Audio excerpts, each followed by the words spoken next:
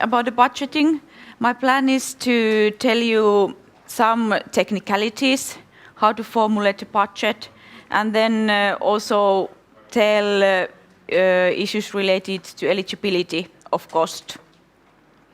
So having a short look how the budget looks in the EMS, and then how you should structure the different cost items under the different budget lines. But before going to these eligibility issues, according to different budget lines, I would like to tell you some general issues what you should keep in your mind when starting to plan your project budget. So definitely, first and very important thing is that really concentrate your resources towards achieving the results, the project results. As you have heard today, that this result orientation is now a very important thing, that we really want to see the concrete change what your project will achieve in the region. So basically meaning that maybe part of those surveys, background studies, and etc., you should already implement them during the preparation phase of the project. You should already know what is happening in the field you are implementing the project. Like Ivo, for example, earlier today told you that when you start to implement some project activities related to small ports, you should already know what are the needs of those ports. Not that you just plan the project that let's check what are the needs of the ports, but you should already know them. So you should have already implemented some kind of survey or study during the planning phase of the project. And for example, this preparation money is a good tool for that as well. And then when you have formulated your activity plan of your project, and you start to plan what kind of cost you need for the implementation of these activities, check carefully that you have cost to implement all those planned activities. So cross-check the activities and the budget. And also be realistic when planning the budget. It has been the case that now there has been a tendency that the project budget has been quite big actually. And this is really a message also from the steering committee that the project should focus on the cost efficiency. Don't leave extra air to your budget, but try to be as realistic as possible when planning your budget. And then it's of course good that you also involve the financial experts of your organization when you are planning your project budget. They are most probably the one who are aware of the amount of site costs when you are planning the staff cost for your project. They also know what are the depreciation rules of your organization, what comes to the budgeting of the equipment, if the equipment goes under the depreciation.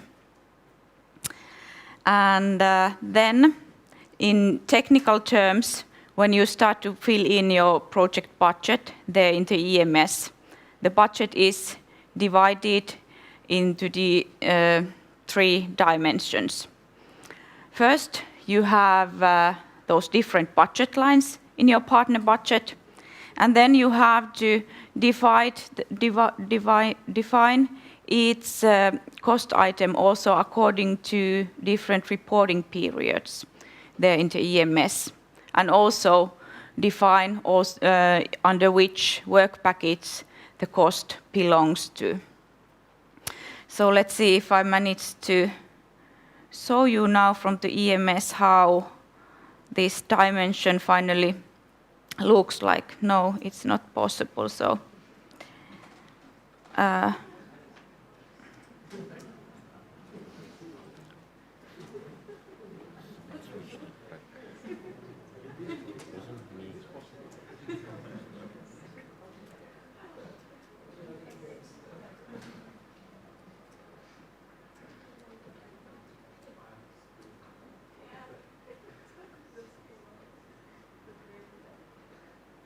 Okay. No niin, now it works. Good. So basically, here you choose first define the budget when you have filled in the information about your partner to the EMS. And here you can see these different dimensions of the partner budget. So it's divided according to these different budget lines: staff cost, office administration, and etc. And then when you start to define the staff cost, for example, you maybe choose that the person is working under the implementation work package. Then you click here and define the person's salary between different periods here. So here are those 3 different dimensions, and then later on you will also see how the costs are divided periodically in your project budget.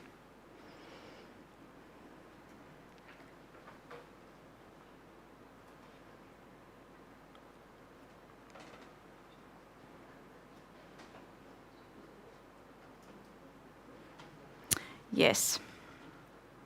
So it might look first a bit complicated, but it's very, very logical when you have played with it a little bit. And then, as said already many times, all the costs are then applicable, subject applicable to public procurement rules, no matter whether the partner organization is public or private organization.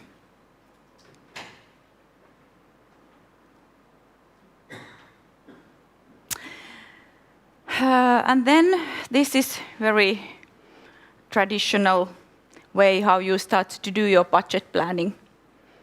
Basically, you have first defined in your project what are the objectives of your project, what are the results you are aiming at, and what are the activities you need to implement to being able to achieve those planned results. And in the work plan you have thought that who will do what and for how long time. And based on that, you need to start to consider what kind of resources you really need to being able to implement those activities, what kind of people you need for the project stuff, what are maybe the resources, what you want to purchase as external expertise and external services, what kind of materials you need, or what kind of equipment you need to being able to implement the activities and achieve the planned results.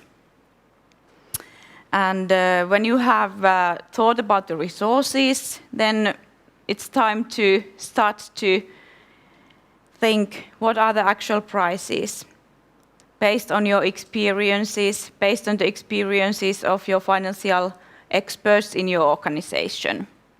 And that way define what are the actual costs of the activities and salaries and etc.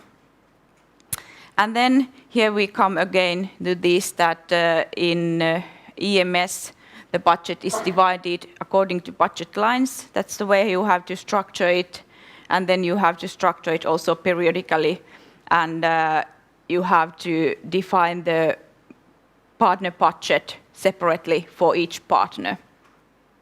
And the whole project budget is then calculated automatically for you in the system.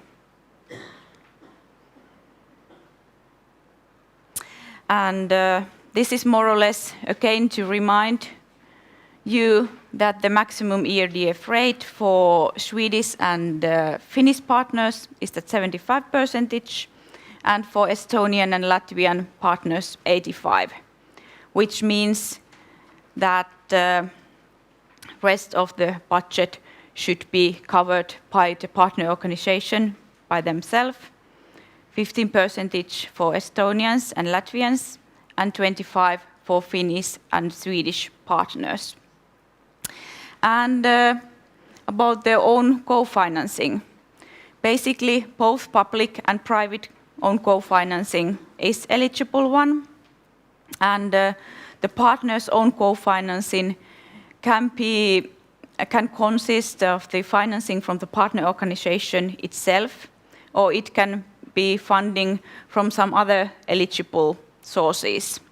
For example, in case of Finland, there is a regional council of Southwest Finland, which also offers this national co-financing for the Finnish partnership, for the Finnish partners. So that's one source to complement their own co-financing for Finnish partners. But for example, here in Estonia, you don't have the similar kind of opportunity in use. And this is, of course, then complemented with the co-financing statement. So every partner has to state by themselves in the paper where the own co-financing comes from. And that is really promised for the project use. Yeah, these were those more general issues about budgeting. And then we can go on for these to these different budget lines. What kind of cost you can budget under them.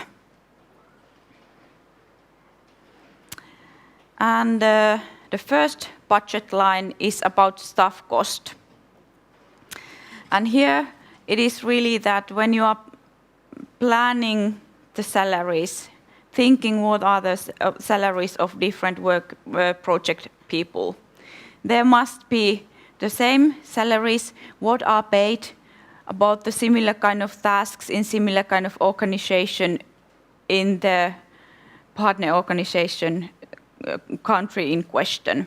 So there is no specific rules which can be made for the project employees, but the salaries must be the same than for the employee, for the people who are working with the same tasks in the organization. And here you can only budget the salaries of the people who are working directly for the project. So don't, for example, budget here salaries of lawyers, for example, who are just working for a couple of hours in your project, maybe giving some advice related to the public procurement procedures or similar. So these are really the staff cost of people who are working in the project and the activities which the partner organization would not carry out if the project was not undertaken.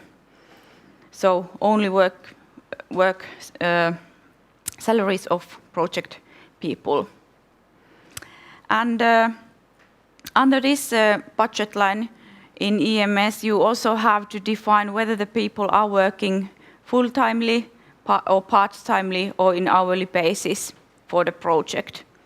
And if people are working part-timely and their working time varies between the months or reporting periods, and it's not fixed, as for example, as for 50% during the whole project duration, then these part-timers later on have to also fill in the timesheet. And also those people who are working hourly basis, they have to fill in the timesheets. But the full-time workers and part-time workers which are working with a fixed percentage, they don't need to fill in these timesheets later on. And you have to define the work contract type, whether it's full-time or part-time into EMS under this unit type option. Yes, there's a question.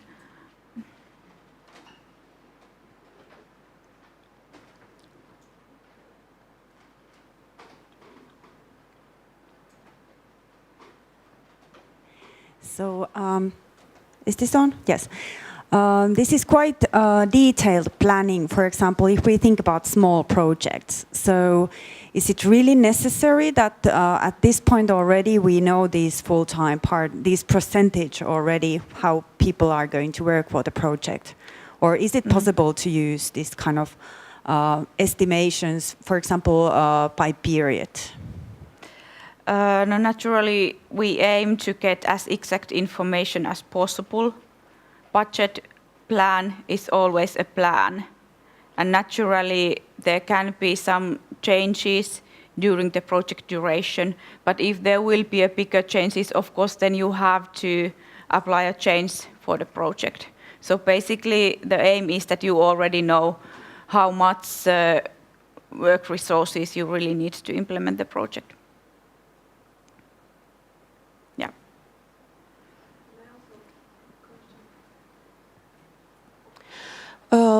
About this salary level. Yeah. For example, in project, we have, for example, 2 partners. Project manager in Latvia receives a different salary than project manager in Finland. How, which this salary we will put in project as a control? In Latvia, it's the same level than in Latvia in general. In Finland, the same level than in Finland. So in project we will put project manager salary as Latvian, and for Finnish partner we will put the Finnish Yes, level. yes. Okay, thank Of you. course, there's a difference, but it is the way that it cannot vary in the country's average level. Yeah. Thank you. And then when you are planning your staff cost, please also divide the staff cost according to different work packages. Don't include all of them under the management, because this will definitely help the people who are assessing the projects to see how well you have defined the work resources and how the tasks are divided. And a few technicalities also how to write down these salaries. We hope that you define there in the budget lines the amount of monthly salary, then give also the percentage how much person is working, and then add there the level of social cost and other components, eligible components of staff cost. And next budget line is office and administration. And this is one of those simplified cost options which we have in use. So basically office and administration cost are based on the salary cost. And it is calculated automatically, and it will be 15% of your staff cost. And here under this budget line, there are several different office and administrative related costs included, and you can find a full list of the cost which goes under this budget line from our program manual. But for example, one thing which I would like to highlight now, that for example, general accounting goes under this budget line. So do not put it under the staff cost. And this means basically that the bookkeeper who is working in your organization, her or his input goes under this office and administration staff cost.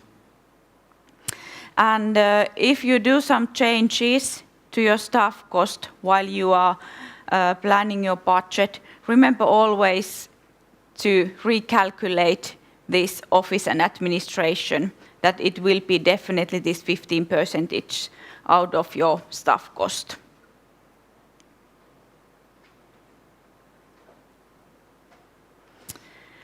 And the third budget line which we have in use is related to travel and accommodation. And here you budget travel-related costs which are borne by the partner organization and which are needed to implement your project. You can include here also some travel costs related to target groups of your project, for example. If you are, for example, implementing a project about the youth entrepreneurship, maybe there is a real need to organize some workshops for those young people and make them meet each other and simulating those joint companies together in face-to-face activities, not only via Skype or some other e-tools. And you may also include daily allowances of project staff under this budget line. But for example, if you plan to include some steering group travel costs, for example, here, it is the thing that the daily allowances of steering group members cannot be included in the project budget. Only the daily allowances of project staff are eligible ones. And here, for example, I would like to show that under this travel and accommodation cost, you should include this lump sum related to preparation cost. And when you define it there, please indicate it that it's a lump sum and it's about preparation cost. And this applies also for other lump sums, that if you want to use something, that always indicate clearly in the sub-budget line that it is a lump sum.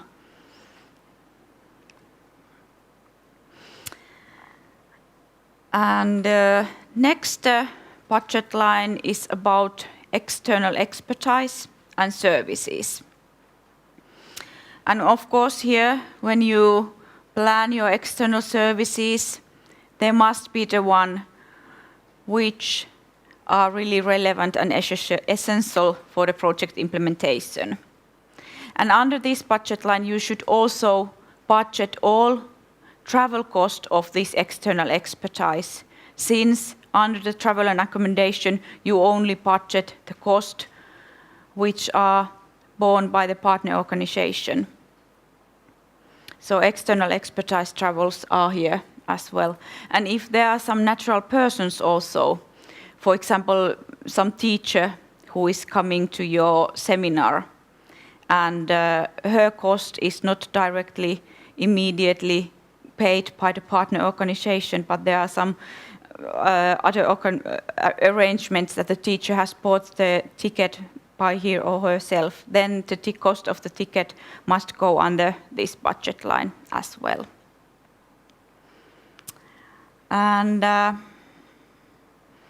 if you are doing the investments in your project, also those external services related to investments goes under this specific budget line.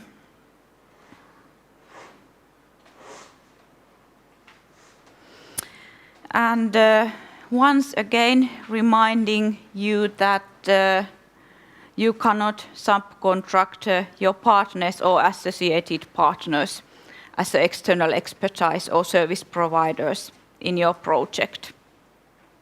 And also, as in Finland, there is in use this decentralized first-level control system, which is not free of charge. You should always also remember to budget first-level controller cost for Finnish partners. Question, please.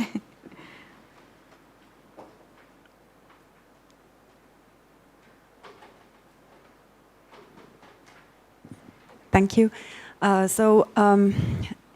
It has been said in a manual that small projects, the reporting system is a little bit lighter. So my question is that from the point of view of the first level control, is the workload different for small projects when we compare, for example, the old projects during the old program period? Just that we know how much we should reserve funds for this. No, in a sense, of course, in a small project, the budget is already smaller. So maybe the amount of your invoices which the first level controller is checking is less compared to regular project, for example. And then we have this option for the lump sums.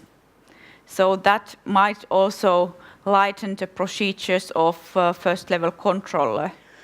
But we should more think about the kind of the workload and how big that is than the process itself. The process itself, what first level control is doing, is the same. Exactly, yeah. Thank you. Okay, so first level control cost of Finnish partners, exactly, include them to the budget as well. And then there's also the issue that if the external expertise services are more than 5,000 euro, list them all to separate sub-budget lines. If there is some smaller set of cost, maybe then you can block them as one sub-budget line, but if the costs are to be bigger, give enough details and put them under different budget lines. And then, of course, if you are implementing the activities which takes place outside the program area, remember also add this cost separately to your budget, because otherwise they are not regarded as eligible ones.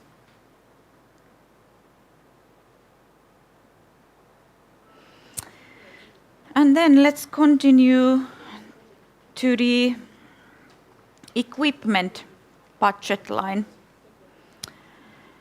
And here really, again, like with other budget lines as well, the equipment which you're gonna budget to your project, they must be really essential for the project implementation. You can whether purchase the equipment, rent it or lease it. And we recommend this leasing or renting of the equipment because in many cases it might be the issue that you only need the equipment for some seminars or something similar, that you don't really need it for the whole period of the project implementation. Just lease it or rent it in that case. Don't purchase it. And you also should remember that full cost of the equipment is only eligible if you only use it for the project purposes. So if half of some equipment is used for some other purposes, then only budget the half of the price of the equipment to the project in case. But if you need some equipment to implement your investments, in that case, the full cost of the equipment is eligible for the project. And in case some of the equipment's lifetime is longer than your project duration, then also remember that to take this depreciation rule into account. For example, in many cases, the lifetime of computers is 3 years, and if your project is shorter than 3 years, then you cannot budget the whole cost of your laptop for your project. Or if you, for example, buy the laptop only 1.5 years before your project ends, then you can only include this 1.5 year duration of depreciation time of your laptop into the project budget. And here it is also important that you separately list each equipment what you're gonna purchase. And then as a program specific rule, we have said that regular laptop which you, for example, need for project reporting or similar kind of tasks, the cost should be maximum 1,000 euro. And what comes to mobile phones, it is 500 euro. I think that with those money, there is opportunity to buy a decent equipment for the project implementation. But if there is a need for some more expensive computer, for example, then you really have to justify this separately.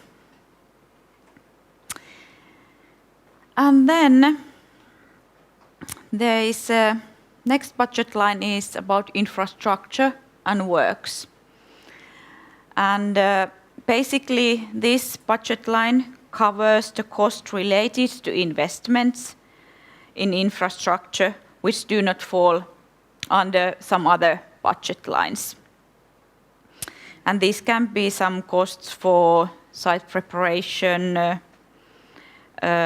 installation or similar type of activities. And as mentioned already earlier, all these costs should be also complemented with relevant documentation. And if you don't have all needed documentation already available when you submit your application, this documentation must be available before you start the implementation of these investments, and these must be also then approved by the steering committee of the program.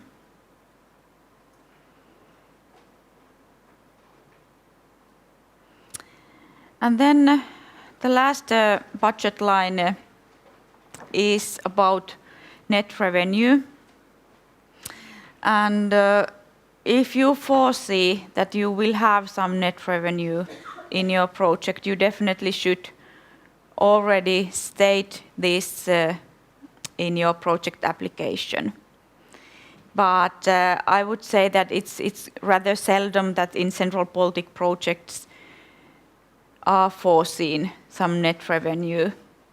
And I would also recommend to find some other solutions and not to create these net revenues, because in practice, if you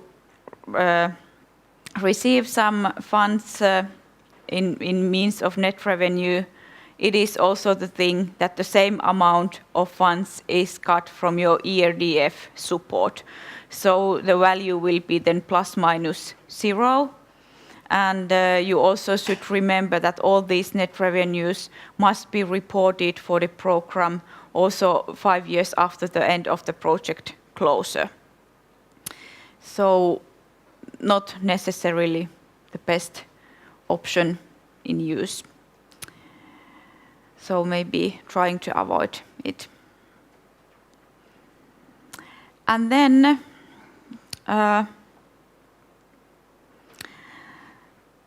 the second simplified cost option, what we have in use in the program, is this lump sum option. So the project has the opportunity to lump certain set of costs and show it in the budget as a one separate cost item. Maybe this is useful when there are certain activities where you see a lot different invoices and some costs which might be a bit difficult to report. So this is then the useful tool in use. And when you start to design these lump sums in the application phase, you have to provide us a clear calculation method how you have end up to this lump sum. And you have to separately list which kind of cost items are included into this lump sum. You have then also explain what kind of activity is implemented in form of lump sum. And also you have to define an objective for the lump sum, which is an indicator which you have to reach to being able to receive this lump sum as a ERDF funds. And when you start to define this indicator for your lump sum, think it carefully. think it carefully, because if you don't reach this indicator, you will not receive anything from the program. So in practice, you have like 2 different kind of options to define this indicator. It can be more like a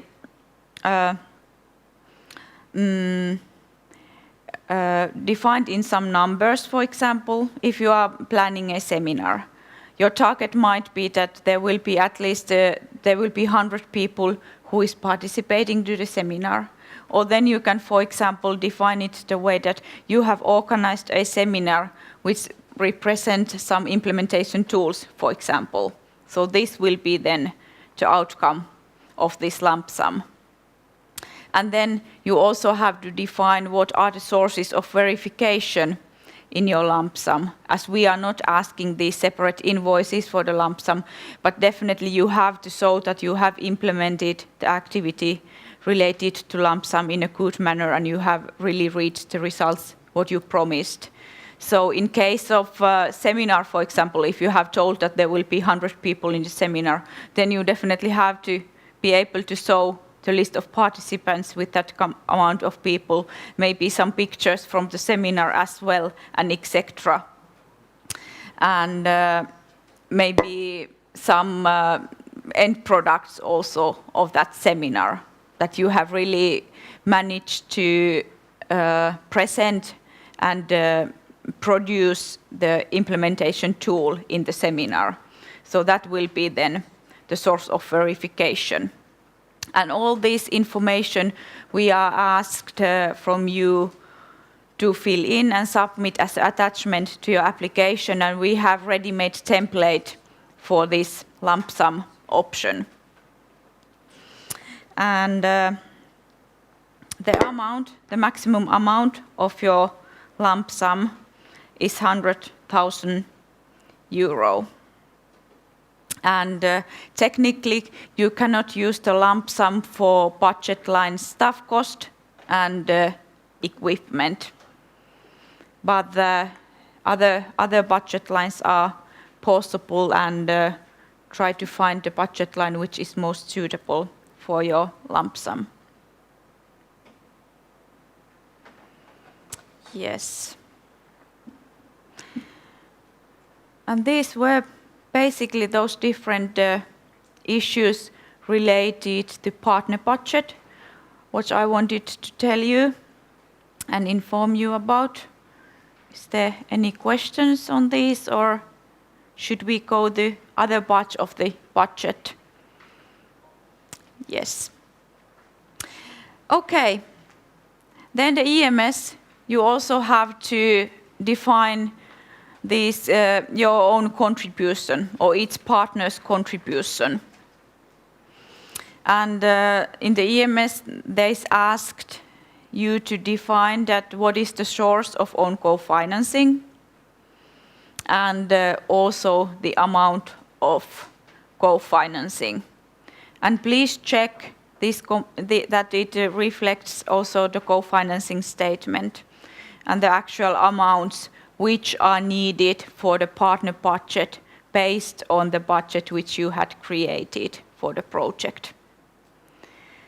And then later on, as I mentioned already earlier, the project budget overview, it is then calculated automatically based on the information you gave in each partner budget.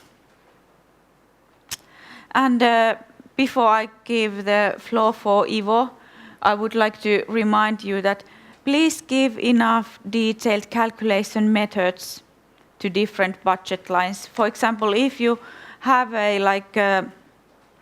10,000 euro and there is just a name seminars, we definitely would like to see how many seminars you are going to implement with this sum, and how many people you, for example, foresee to this seminar. Or if you budget some travel cost, please tell how many travels is included into it and how many persons are traveling, and keeping this logic in your mind with other budget lines as well. Okay, that was about the budget, and Ivo will now continue with the different attachments which you need to attach to your application, and he will also tell some practicalities about the submission of the application. Thank you.